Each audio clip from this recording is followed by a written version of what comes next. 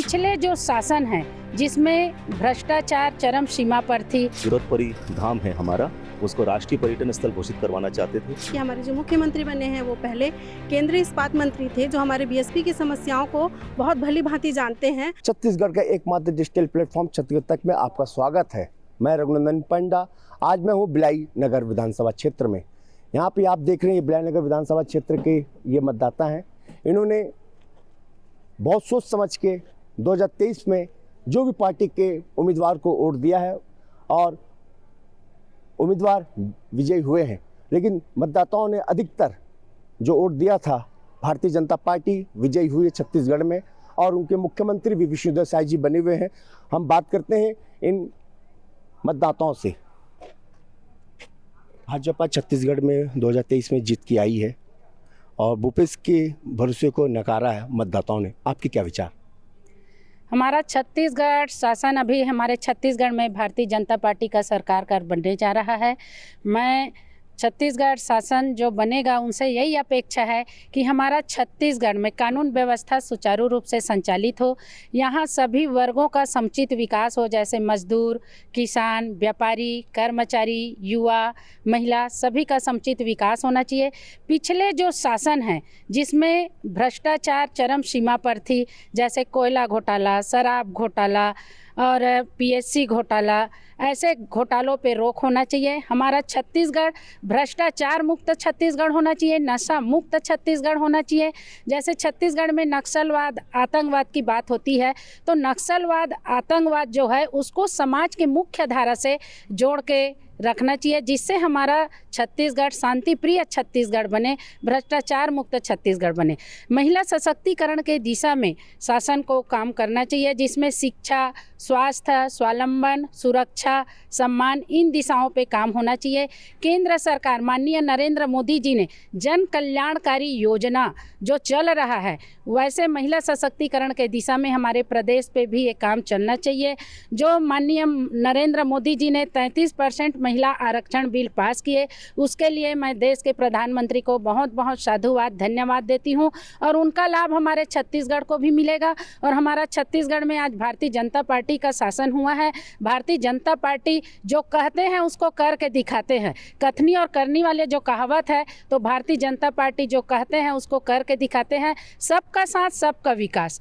तो हमारे छत्तीसगढ़ समृद्धशाली बने, खुशहाल छत्तीसगढ़ बने और हमारा छत्तीसगढ़ समुन्नत बने। राष्ट्र धर्म सबसे बड़ा धर्म, राष्ट्र है तो हम हैं। हम सबको भाईचारा समरसता के साथ अपने प्रदेश और राष्ट्र के उन्नति के लिए बढ़ चढ़ के आगे आना चाहिए और सबका साथ, सबके विकास के साथ काम करना चाहिए। जय भारत, जय छत्तीसगढ़, वंदे मातरम।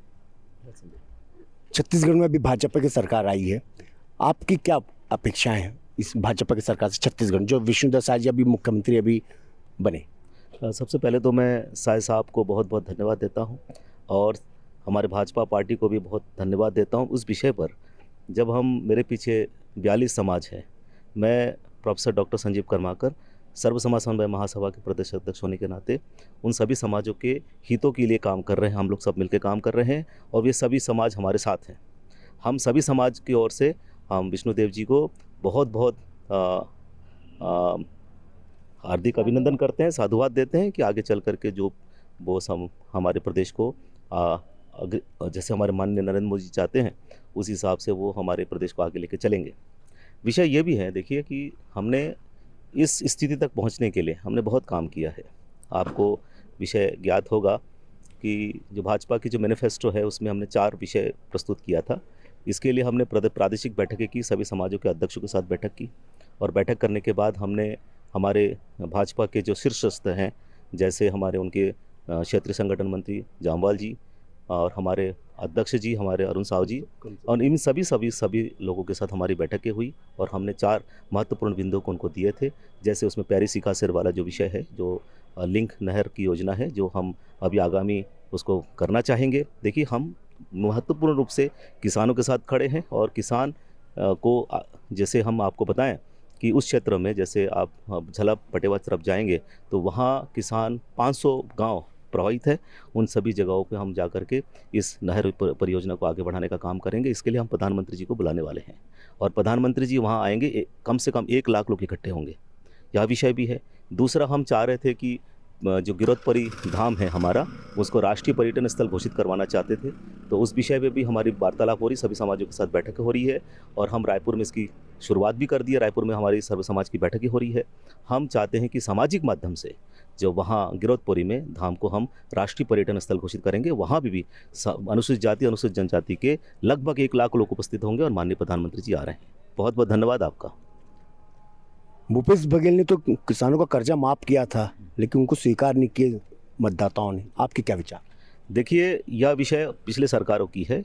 जब उन्होंने ये कर्ज माफ़ी जो विषय है, ये निश्चित रूप से सारे किसानों ने उनको नकार दिया है और इसके स्थान पर भाजपा को पसंद किया है। और आगे चल कर के ये चाहते हैं किसान कि हमारी जो व्यवस्था है वो मोदी जी की जो योजना है उसको हम लोग लागू करेंगे प्रदेश में। आपके क्या विचार? मेरे ये विचार हैं कि मैं भिलाई में जन्म ली हूँ, तो यहाँ पर सभी जाति और धर्म के लोग रहते हैं। तो हम लोग जो अभी सरकार को बनाए हैं, तो इससे हम लोग को उम्मीदें ये हैं कि हमारे जो मुख्यमंत्री बने हैं वो पहले केंद्रीय इस्पात मंत्री थे, जो हमारे बीएसपी की समस्याओं को बहुत भली भांति जानते हैं। तो वो हमारे बीएसपी की बहुत सारी समस्याओं का समाधान करेंगे और हम लोगों का पेमेंट की जो गलतियाँ हैं उसको तुरंत आगे बढ़ाएंगे। ये मैं उनसे उम्मीद करती हूँ और देश का विकास होगा। जैसे कि महिलाएं हैं, महिलाओं का बहुत सारा स्वास्थ्य का प्रॉब्लम रहता है, उनके लिए कुछ और नई अस्पतालें और भी सुविधाएं मिलनी चाहिए महिलाओं को। और सबसे शराबबंदी सबसे आवश्यक है, क्योंकि हम लोग उससे बहुत ज़्यादा त्रस्त हैं। सभी महिलाएं बहुत ज़्यादा परेशान हैं और भाजपा सरकार अभी आई है, तो शराबबंदी के दिशा में कौन सी नई कदम उठाती है वो आगे देखना है। धन्यवाद। मैं ज्योति चंद्राकर। ज्योति जी, शराबबंदी तो मैनिफेस्टो में भाजपा ने 2023 के उसमें डाला नहीं और लगातार भूपेश बघेल सरकार के खिलाफ आंदोलन करते रहे उनकी महिलाएं भाजपा की। इस बारे में क्या कहना चाहते हैं? अब मैं उम्मीद करती हूँ सरकार से कि जो गलत चीज़ है उसको तो सरकार को ज़रूर अवश्य दूर करना चाहिए। भले वो मैनिफेस्टो में नहीं रखी है, लेकिन फिर भी हम लगातार हमारे मुख्यमंत्री को और प्रधानमंत्री को इस बात के लिए अवगत कराते रहेंगे। ये महिलाएं कह रही हैं कि राज्य में भारतीय जनता पार्टी की जो सरकार आई है वो पहला और एक अच्छा काम करे महिलाओं के लिए, शराबबंदी बंद हो। क्योंकि शराबबंदी बंद होगा तो कुछ असामाजिक तत्व भी कम होगा। आपके विचार? सर, शराबबंदी मुख्य तौर पे अगर शराब किसी घर में आता है तो उससे कहीं ना कहीं ज़्यादा प्रभावित महिलाएं होती हैं और महिलाओं को उस चीज़ के लिए बहुत ज़्यादा सफ़र करना पड़ता है। क्योंकि घर का अगर एक व्यक्ति कमाने वाला अगर वो शराब लेता है तो घर की पूरी आर्थिक स्थिति कहीं ना कहीं पूरी डगमगा जाती है। तो अगर ये शराबबंदी हो जाती है तो कहीं ना कहीं महिलाओं का जो सर्वांगीण विकास जो मुद्दा है वो कहीं ना कहीं जाके वो ऊपर उठता है। तो ये तो बहुत ज़रूरी है, शराबबंदी होनी चाहिए और नई सरकार से हमें ये अपेक्षाएं हैं। और गारंटी की तो बात ही है कि जहाँ मोदी है वहाँ गारंटी है, तो बिल्कुल ये चीज़ होना ही है और होगा ही, ये उम्मीद है सरकार से। जी, भाजपा तो छत्तीसगढ़ में मोदी के बैसाखी के सारे लड़ाई लड़ी, विधानसभा चुनाव लड़ी। ने मोदी नहीं तो ना भाजपा नहीं, ये मतदाता कहते हैं। आपके विचार? नहीं, ऐसा कोई बात नहीं है। क्योंकि पिछली जो सरकार थी उन्होंने कर्ज माफ़ी तो कहना चाहिए कि बहुत सारा चीज़ दिए थे जिनके कारण से, लेकिन लोग आज मतदाता जो है वो जागरूक हैं। उनको पता है कि हमें क्या करना है, किसी के सहारे या किसी, ठीक है केंद्र में वो तो है, अगर हम मोदी के सहारे हैं या वो बैसाखी कहे जो भी कहे, लेकिन हमको अगर सनातन धर्म हमारे देश को आगे बढ़ाना है तो बिल्कुल हमको, अगर वो सहारा है तो बिल्कुल वो सहारे के भरोसे हम आगे बिल्कुल बढ़ना है और बढ़ना ही चाहिए, तभी देश का विकास होगा। जी, धन्यवाद। आपके क्या विचार सरकार के? सरकार के मोदी है तो भरोसा है, गारंटी है बोलते हैं, बिल्कुल सही बात है। मोदी ने आज जो पूरे भारत वासियों के लिए जो किया है वो बहुत बड़ी बात है और इसे जो युवा पीढ़ी है वो तो बहुत ज़्यादा प्रभावित हैं। और जो महिलाएं हैं वो जो शराबबंदी हैं जो बोल रहे हैं, अभी के जो मतदाता हैं वो टोटल जो पलटा है यहाँ, उसमें महिलाएं और युवा ही ज़्यादा हो किए हैं।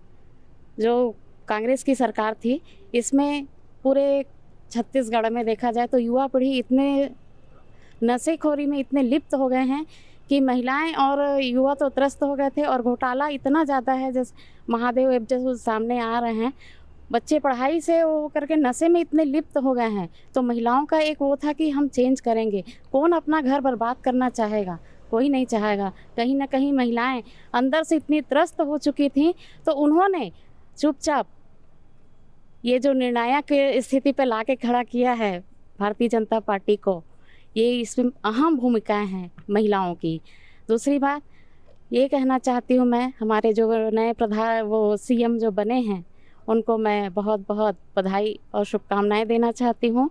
और साथ ही आशा और उम्मीद रखती हूँ कि भिलाई में जो लीज है वो फिर से आए, क्योंकि यहाँ के जितने भी बीएसपी के जो क्वार्टर्स हैं वो पूरे कब्जे में जा रहे हैं। तो कम से कम लीज आए यहाँ, जो 6वां फेज़ 7वां फेज़ जो आना है, तो इससे बहुत अच्छा ही। बाहरी जो पीजी के आ रहे हैं उससे जो वातावरण है, जो टाउनशिप का जो वातावरण है वो बहुत ज़्यादा प्रदूषित हो चुका है। तो इससे मुक्ति भी चाहिए। जो पहले के यहाँ हैं उन जानते हैं कि भिलाई कितना एक मिनी इंडिया के रूप में देखा जाता है भिलाई को, और यहाँ सभी धर्म के लोग निवास करते हैं। लेकिन जो यहाँ का वातावरण जो दूषित हो रहा है उससे हम लोग थोड़ा शांतिपूर्ण वातावरण चाहते हैं जो नई सरकार बनी है उनसे, और लीज लाए, ये मैं उनसे करबद्ध प्रार्थना करती हूँ। और पुनः बहुत बहुत बधाई देती हूँ हमारे साय जी को। मैं सरस्वती वर्मा भिलाई से। महिला मतदाता कह रही हैं कि शराबबंदी सबसे बड़ा मुद्दा है। छत्तीसगढ़ में जो चुनाव हुए थे और सबसे अधिक वोट महिला और युवा वर्ग ने दिया। क्यों महिला ने इसलिए दिया कि जिस घर में शराब होता है, जो पीता है वो घर बर्बाद हो जाता है। और युवा वर्ग ने भाजपा का साथ इसलिए दिया क्योंकि पीएससी घोटाला ये राज्य का नाम बहुत ख़राब किया। और इनकी और एक मांग है कि भिलाई में लीज की संभावनाएं जारी की जाए। ये तो समय बताएगा कि भारतीय जनता पार्टी इन मतदाताओं के ऊपर कितनी खरा उतरती, और ये मतदाता तो भाजपा पर विश्वास करके 2023 में बटन दबाए और सरकार आई। रघुनंदन पंडा, छत्तीसगढ़ तक, भिलाई नगर।